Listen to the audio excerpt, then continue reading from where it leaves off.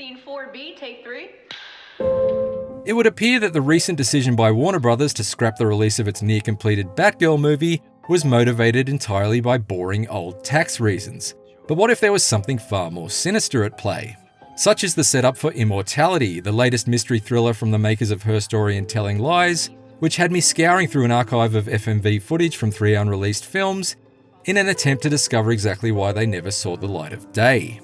In spite of some surprisingly shallow search tools, what followed was a thoroughly absorbing undertaking that began as a sort of jigsaw puzzle but morphed into the motion picture equivalent of a magic eye poster. And I sat completely transfixed as each piece fell into place until suddenly Immortality's true subject snapped into focus and its shocking bigger picture was revealed.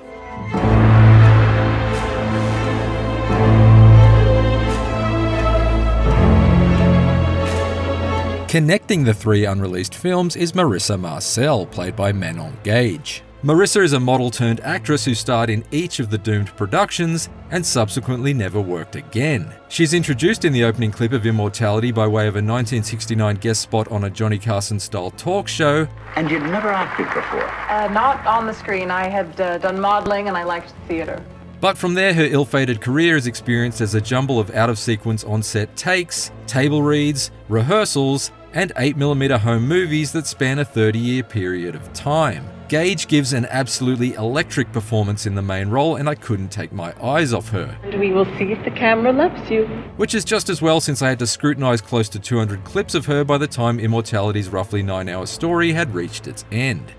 You don't know who I am. You don't know anything about me. The footage itself is utterly believable, not merely due to the era-specific film stocks and aspect ratios employed, but also a slew of smaller details. From the archaic bullying in between takes from a misogynistic director during the 1968 production of Ambrosio, Can you stop that? It's impossible. There we go. That's the passion I want to see. Keep going. to the perfectly cheesy turn-of-the-century pop performance in 1999's Two of Everything.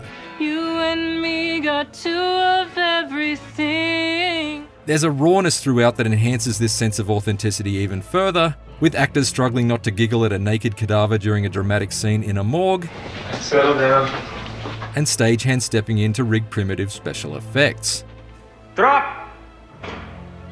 Immortality almost had me fully convinced that I was poring over a collection of lost clips from productions that actually existed, which made my efforts to piece it all together all the more determined. Cut. Print it. Actually navigating your way through Immortality's expanding catalogue of clips involves a process that effectively marries the whirring mechanical playback of an old-fashioned moviola editing machine with the advanced AI-based image matching of modern search engines. You can scrub forwards and backwards at variable speeds, jump instantly to either end of a reel, or even go frame by frame.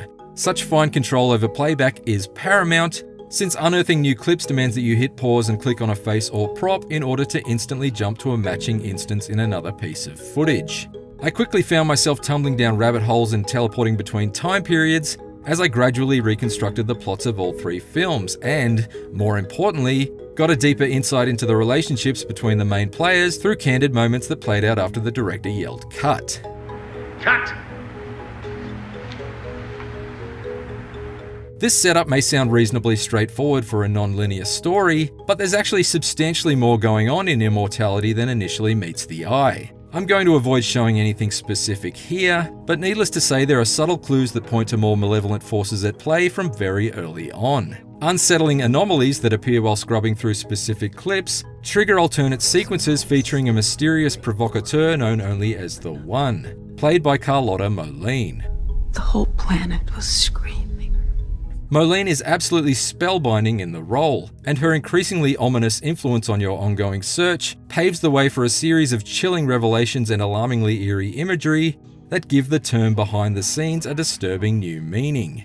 Look, just trust me on this, there's some properly creepy stuff to uncover here.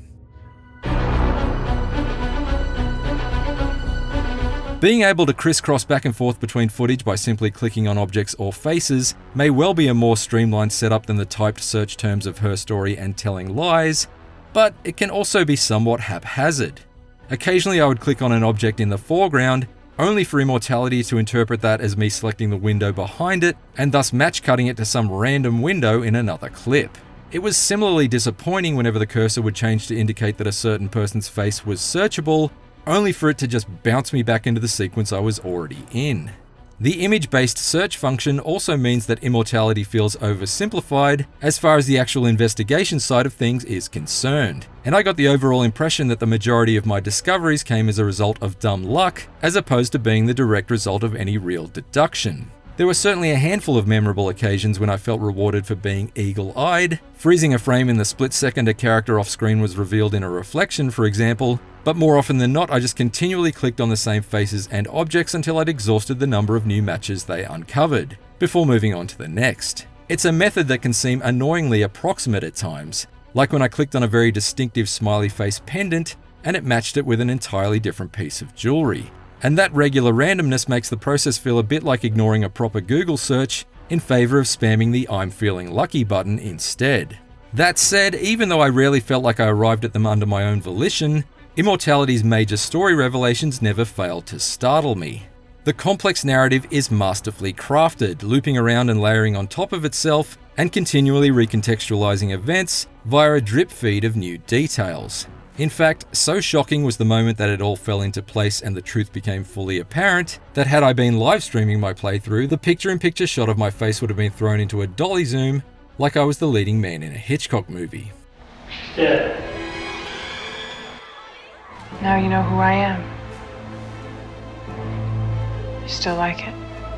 Immortality is a thoroughly mesmerizing mystery and one of the most surprising video game stories I've played through this year. Its image-based search tool might make its actual investigating feel noticeably dumbed down compared to that of Her Story and Telling Lies, but the credibility of its faked film productions, the powerful performances of its cast, and its regularly confronting David Lynchian discoveries kept me captivated for its 9-hour duration.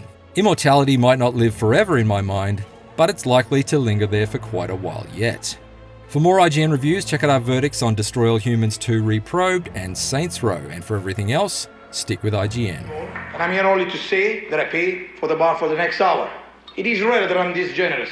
So please, have a drink and toast to our new friends. To movies. To movies! Cheers.